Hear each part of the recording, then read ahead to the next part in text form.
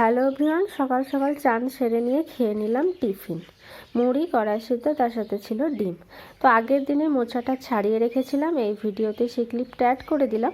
তো এটার বানাবো চপ। তো তার জন্য আগের থেকেই মোচা ছাড়াতে তো অনেক টাইম লাগে, তো তার জন্য আগের থেকে ছাড়িয়ে নিয়েছি। তো আমি মাকে বলেছিলাম যে আমি বানাবো মোচার চপ, তো আমি বানিয়েছি।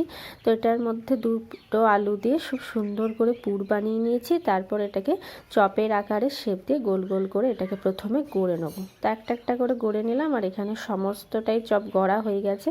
তারপর এখানে নিয়ে নিয়েছি বেসন, এটাকে জল দিয়ে এখন ভালো করে গুলিয়ে নিচ্ছি। তারপর এবার একটা করে চপ ডোবাবো, আর গরম তেলে একদম গরম গরম ভেজে নিচ্ছি দুপুরবেলা খাবার আগে। এটা দুপুরবেলা ভাতের সাথে খাওয়া হবে। সব চপ দিয়ে দিয়েছি ভাজতে, তারপর এখানে বসে গেছি খেতে আমরা সবাই। তো আমি পেঁপে তো এখন খাওয়া চলবে না, পেঁপে খাচ্ছে না, বাদ বাকি ডাল, পেঁয়াজ কলি ভাজার মোচার চপ। By, please